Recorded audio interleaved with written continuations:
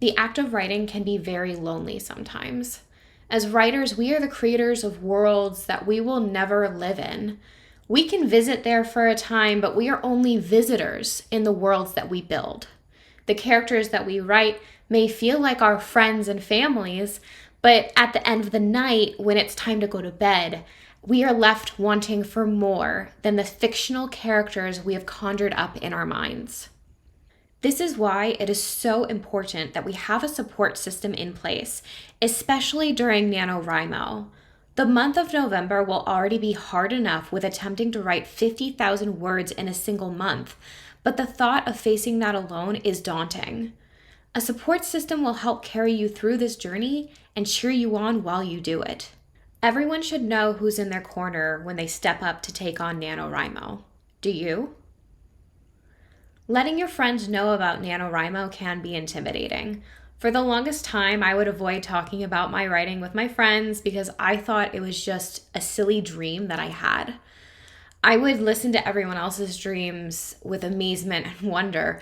I'd cheer them on saying, "You got this, you can do this." And at the same time, I was telling them that they could do anything that they put their minds to. I was hiding my own dreams and letting them stay in the dark. I watched in jealousy and envy while other people in my life shined brightly, embracing their true calling while I tucked my dreams away in a drawer, never to see the light of day. I was so afraid that if I shared my dreams with my friends that they'd tell me I would never make it, that I wouldn't be able to do it. And honestly, any real friend would never say those things. True friends don't laugh at my dreams, and neither will yours. Your friends should be lifting you up, and in turn, you should be lifting your friends up. There is no room for jealousy or pettiness when you're friends. Their victories are your victories, their defeats are your defeats, and vice versa. They are your chosen family, the ones who grew to love you simply because of you being your most authentic and real self. Do not tarnish the bonds of friendship by keeping your NaNoWriMo goals a secret. Let your friends know what you're trying to accomplish and how they can support you.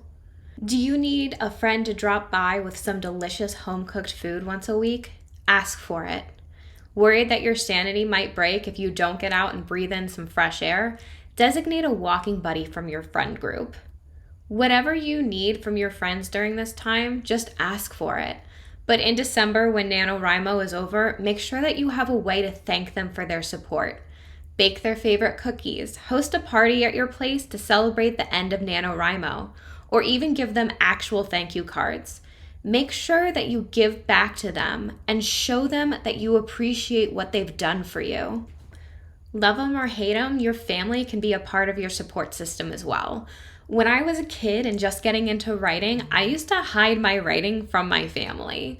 My parents would come into the study where we had one computer for the whole household, and I would just quickly shut all of my tabs. My parents, of course, would give me weird looks and ask, "So what are you doing?" I'd give them some vague answer and hope that they didn't realize that I was writing. I was caught a couple of times, and I may as well have been caught for looking at something inappropriate with the way that I was acting. My parents didn't care one bit.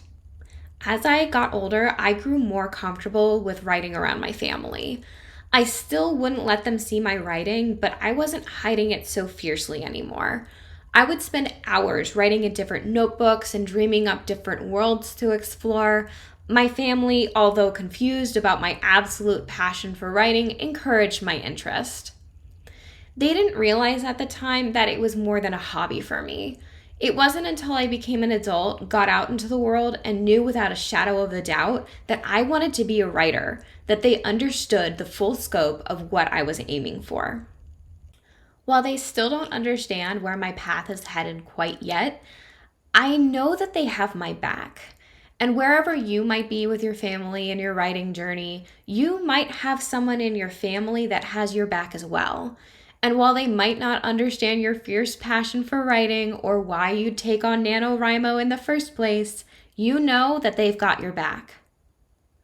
Open up to family members that you feel comfortable with sharing your goals. Have a dinner with them once a week just to blow off some steam. Talk through your ideas over dessert. If you aren't sure you're comfortable with talking to your family about your NaNoWriMo goals, then pick a really close friend and talk things through with them. Point is, reach out. Another part of your support system you may not have considered yet is the writing community itself. The writing community is huge. In nearly every big city, there are writers' meetings and writers' critique groups available. Full week conferences and writers' retreats are available at our fingertips thanks to the internet. I recently moved to the Charlotte area and immediately started researching for my local writers group. I managed to find one that meets once a week and just writes, which is great because sometimes I just need to sit down and write amongst my peers. Writers' meetings are also great because it means that you're tapping into a network of people that are most likely going to be doing NaNoWriMo with you. Meeting others who have the same goal is fantastic. It's a great way for you to talk through strategies and support one another. Don't be afraid to look online for local writers groups in your area. If you're having difficulty finding one, try to find one through meetup.com. Writing may be a solitary activity, but it doesn't have to be lonely. Tapping into your support system throughout NaNoWriMo to keep your head in the game is important. Know who's in your corner and set aside 2 of your top 10 goals this month for your support system, whether it be your friends, family, or your writers group. That's all for me. Thank you so much for watching. If you like this video, please give it a thumbs up and subscribe to my channel. Bye y'all!